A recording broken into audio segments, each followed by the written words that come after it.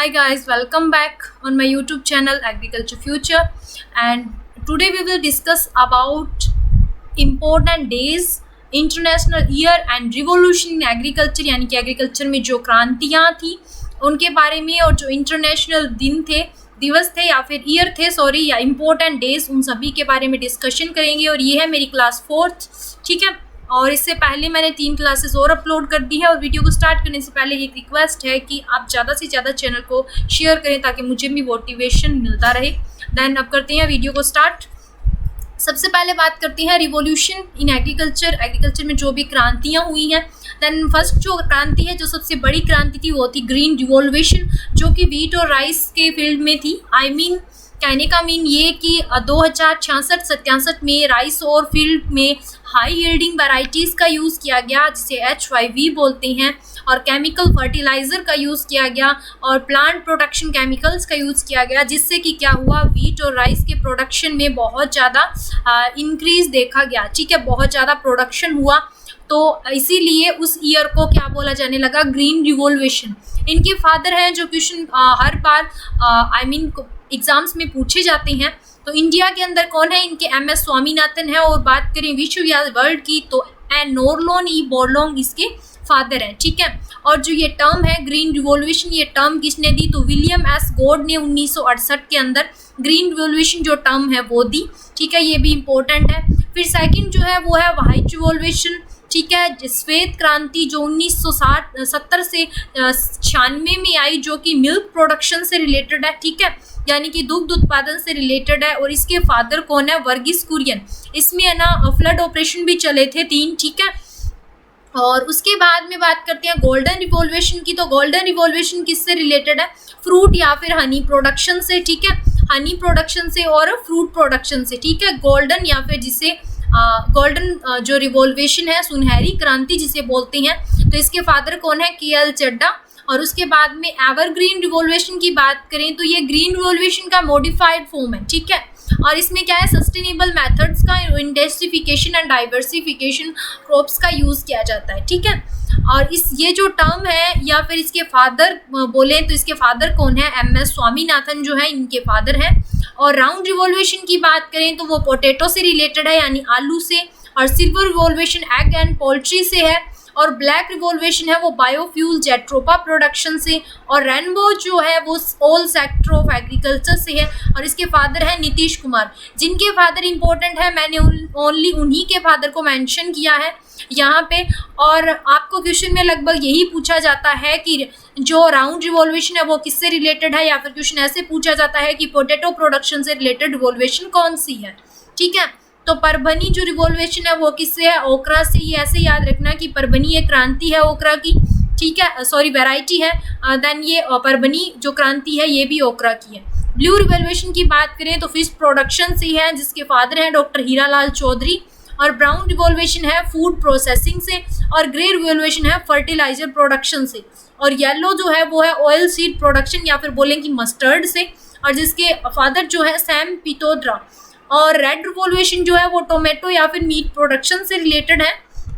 और pink revolution prawn या फिर ऑनियन प्रोडक्शन, प्रॉन मीन जो झींगा मछली है, ठीक है, उसके प्रोडक्शन से रिलेटेड है। गोल्डन फाइबर जो है वो जूट से है, और सिल्वर फाइबर कॉटन से है। इसमें कंफ्यूज मत होना, गोल्डन जो है वो जूट से है और सिल्वर जो है वो कॉटन से है, ठीक है। देन नेक्स्ट पे चलते हैं। नेक्स्ट है इंपॉर्टेंट डेज। रिवॉल्यूशन की हमने बात कर ली, एक बार फिर से रिवीजन ले लेते हैं रिवॉल्यूशन का कि कौन कौन सी क्रांति आई भारत में एग्रीकल्चर की वजह से। तो सबसे पहले ग्रीन रिवॉल्यूशन थी, इसका ईयर भी पूछा जाता है क्वेश्चन पेपर में। इसके फादर MS स्वामीनाथन थे इंडिया में, और वर्ल्ड में नॉर्लोन ई बोरलॉन्ग थे। और ये टर्म जो थी ये विलियम S गॉड ने 1968 में दी। और ये कौन से फील्ड में आई, वीट और राइस, ठीक है।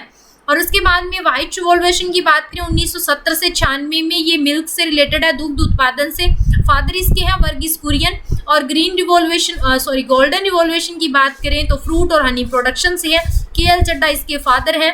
और एवरग्रीन की बात करें तो ये ग्रीन रिवॉल्यूशन की मॉडिफाइड फॉर्म है, और इसके फादर कौन है, MS स्वामीनाथन। राउंड रिवॉल्यूशन किससे रिलेटेड है, पोटैटो प्रोडक्शन से। और सिल्वर किससे है, एग या फिर पोल्ट्री प्रोडक्शन से। ब्लैक रिवॉल्यूशन है बायोफ्यूल या जेटोपा प्रोडक्शन से। रेनबो है ऑल सेक्टर ऑफ एग्रीकल्चर, इसके फादर है नीतीश कुमार। और परभनी क्रांति है ओकरा प्रोडक्शन से, और ब्लू रिवॉल्यूशन है फिश प्रोडक्शन से जिसके फादर है doctor Hiralal Chaudhary, and brown revolution है फूड प्रोसेसिंग से, ग्रे रिवॉल्यूशन है फिशरीज प्रोडक्शन से, और येलो रिवॉल्यूशन है ऑयल सीड प्रोडक्शन या फिर मस्टर्ड से जिसके फादर है सैम वितोद्रा, और रेड रिवॉल्यूशन है टोमेटो या फिर मीट प्रोडक्शन से, ठीक है, टोमेटो रेड कलर का होता है और मीट प्रोडक्शन से, और पिंक किससे है, पी से पिंक और पी से प्रॉन या फिर ओनियन प्रोडक्शन से, और गोल्डन फाइबर और सिल्वर फाइबर की बात करें तो गोल्डन जूट का है और सिल्वर फाइबर कॉटन का, ठीक है, ये इंपॉर्टेंट जो है रिवॉल्यूशन है। उसके बाद में इंपॉर्टेंट डेज की बात करें तो इंपॉर्टेंट डेज कौन कौन से हैं, एक साइड में मैंने डेट को मेंशन किया है और एक साइड कि कौन से ईयर को किस नाम से जाना जाता है। देन बात करें 1 जनवरी की तो WTO फाउंडेशन डे के रूप में जाना जाता है, ठीक है, वर्ल्ड ट्रेड ऑर्गेनाइजेशन के फाउंडेशन डे के रूप में 1 जनवरी को माना जाता है, और 2 फरवरी की बात करें तो वर्ल्ड वेटलैंड डे, और 15 मार्च को वर्ल्ड कंज्यूमर डे, और 21 मार्च को इंटरनेशनल डे ऑफ फॉरेस्ट, 22 मार्च को वर्ल्ड वाटर डे, और 23 मार्च को वर्ल्ड मेट्रोलॉजिकल डे, ठीक है। ये देखो, ये यहाँ से याद रख सकते हो, ये तीनों एक ही महीने के हैं। 21 March international water day, sorry forest, और फिर है वाटर, और फिर है मेट्रोलॉजी, ठीक है। और उसके बाद में बात करें वर्ल्ड हेल्थ डे की तो जो है 7 अप्रैल को, और 22 अप्रैल को है इंटरनेशनल अर्थ डे, 24 अप्रैल को है पंचायती राज डे, और 26 को है वर्ल्ड पॉवर्टी डे, ठीक है, और 26 अप्रैल को एक डे और भी है, डे इनेक्चुअल प्रॉपर्टी डे, और 1 मई को है इंटरनेशनल लेबर डे, और 10 मई को है वर्ल्ड माइग्रेटरी बर्ड डे, और 22 मई को है international day for biological diversity, और 31 मई को है वर्ल्ड नो टोबैको डे, और 1 जून को है वर्ल्ड मिल्क डे, ये वर्ल्ड मिल्क डे है, ठीक है, नेशनल मिल्क डे भी होता है, और फिर है 5 जून को वर्ल्ड इन्वायरमेंट डे, और 10 जुलाई को है नेशनल फिशरीज हस्बेंड्री डे, और 22 जुलाई को है नाबार्ड फाउंडेशन डे। ये बहुत बार पूछा जाता है कि नाबार्ड की स्थापना कब हुई।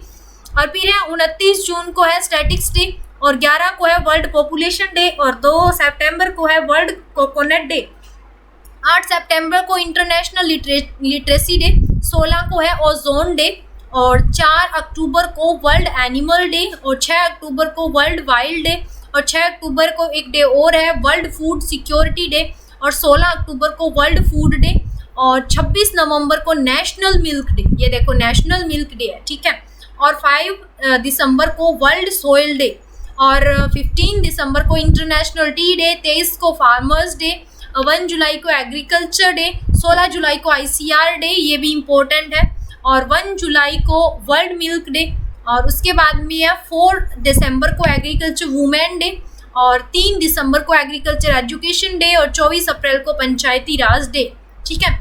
इनमें कोई समझाने वाली बात नहीं है बिकॉज ये डेज हैं, ये आपको याद करने पड़ेंगे, ठीक है, रट्टाफिकेशन वाली बात नहीं है, 2-3 बार पढ़ोगे तो इजीली याद हो जाएंगे। फिर बात करते हैं इंटरनेशनल डे, ठीक है, इंटरनेशनल डे कौन कौन से हैं। इंटरनेशनल डे में है कि international year of fresh water तो 2003 में, ठीक है, और इंटरनेशनल ईयर ऑफ राइस किससे माना जाता है 2004 को, बिकॉज इसमें राइस का प्रोडक्शन बहुत ज़्यादा हुआ था। International year of desert and desertification तो 2006 को माना जाता है। इंटरनेशनल ईयर ऑफ पार्थेनियम 2005 को, और इंटरनेशनल ईयर ऑफ वाटर 2007 को, इंटरनेशनल ईयर ऑफ पोटैटो 2008 को, और international year of natural fibre 2009 को, and international year of biodiversity 2010 को। इंटरनेशनल ईयर ऑफ फॉरेस्ट की बात करें तो 2011, और international year of sustainable energy for all तो 2012, international year of water cooperative 2013, और international year of family farming तो 2014, and international year of soil तो 2015, क्योंकि इसमें सॉइल हेल्थ कार्ड रिलीज किया गया था। इंटरनेशनल ईयर ऑफ पल्सेज, इसमें पल्सेज बहुत ज़्यादा हुई थी, 2016 का डाटा है जिसमें पल्सेस का रिकॉर्ड रहा, और international year of sustainable tourism 2017, और उसके बाद में international year of indigenous language तो 2019, और international year of plant health तो 2020, और international year of fruit and vegetable 2021, because 2021 fruit और वेजिटेबल का प्रोडक्शन ज़्यादा हुआ, ठीक है। तो इसमें कोई रट्टाफिकेशन वाली बात नहीं है, ठीक है, इसको आपको नॉर्मली पढ़ना पड़ेगा, 1-2 बार पढ़ोगे तो उससे इजीली याद हो जाएगा, ठीक है। बार बार रिवीजन करने से याद हो जाएगा। ये इंपॉर्टेंट है, ये पूछी जाती है। और नेशनल डे, इंटरनेशनल डे और नेशनल रिसर्च सेंटर ये सब पूछी जाती हैं, ठीक है। देन इन्हें पढ़ लेना एक बार। ये पीडीएफ्स आपको प्रोवाइड करवा दी जाएगी टेलीग्राम चैनल पे। और अगर आप AFO, FCI या फिर कोई भी एग्रीकल्चर कम्पिटिटिव एग्ज़ाम की तैयारी करनी है दैन एग्रीकल्चर फ्यूचर को आप ज्वाइन कर सकते हैं। आप मेरे चैनल को सब्सक्राइब करें और ज़्यादा से ज़्यादा शेयर करें, बिकॉज आप मुझे सपोर्ट करोगे तो मुझे भी मैं भी मोटिवेट होंगी, मुझे भी मोटिवेशन मिलता रहेगा। Then thanks for watching my video. मिलते हैं नेक्स्ट वीडियो में, जल्दी मैं नेक्स्ट वीडियो लेके आऊँगी आपके लिए। And thanks to all